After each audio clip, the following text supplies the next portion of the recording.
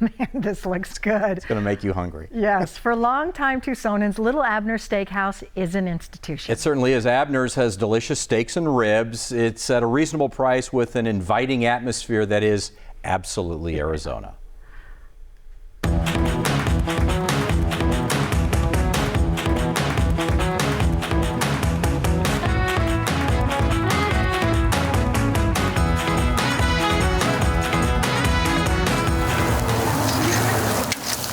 Little Abners has been perfectly grilling steaks over mesquite wood for nearly 3/4 of a century. It's amazing that it's lasted this long. It's amazing that people love it. They love the food and the atmosphere, according to owner David Hoffman. Originally a stagecoach stop in the 1880s, local optician Larry Lewis and his wife Duchess opened Little Abners in 1947, way out on the northwest side of town. It was just a bar then at the end of a dark and windy road. Little Abners changed hands in the late 50s and added the famous steaks.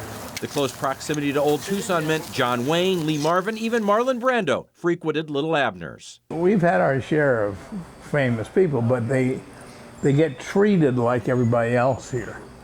And because of that, they're real comfortable. Hoffman was also comfortable at Little Abners, a regular starting in the late 60s when he was a defense attorney in Tucson. I fell in love with the restaurant. After reviewing the books, Hoffman bought the restaurant in 1981 and quit practicing law 6 months later. He and his wife Molly have kept the Wild West themed steakhouse virtually unchanged. You can't change Abners. Yeah. You just don't change Abners. Yeah. But they did add some menu items over the years like ribs, chicken, and fish. Recently, they put in new AC and heat. We've managed to hold our prices pretty steady for long enough that people are going, oh, that's cheap. Yeah. And I go, oh, cheap, huh? I better raise my prices again. So about that name, Little Abners, the story goes that the original owners had a dog named Abner, but there was also the Al Cap comic strip, very popular in the 40s, called Little Abner. We've had phone calls from Al Cap's family saying, want to talk to you about the name of the place. And I said, the former owner's dog. Goodbye.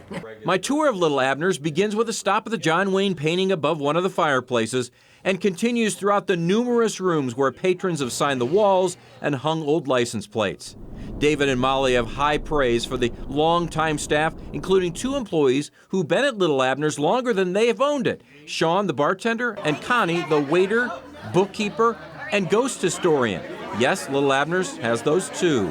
On table 12, people were dining, and this lady gets up and starts screaming, and she says, someone is grabbing me around my waist. And it was a ghost. Okay? You're convinced of it? I'm convinced. The sounds you're more likely to hear, the sizzling steaks from the Mesquite Grill. You gotta be very careful with it. You gotta be careful with where you place things, how you move them around, how long you cook them in each spot. We've got great cooks. Yeah. They really hit what you want almost all the time. Right. And you, as you said, you can always send it back, but they rarely do.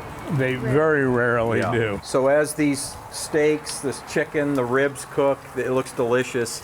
I want to thank you guys both for the tour. It's a pleasure to kind of go back in time a little bit for me and to see that nothing's changed at Little Abners. Thank you very much. Thank you, Pat. And you're absolutely Arizona, and I appreciate the tour. Thank you. You're very welcome. All right.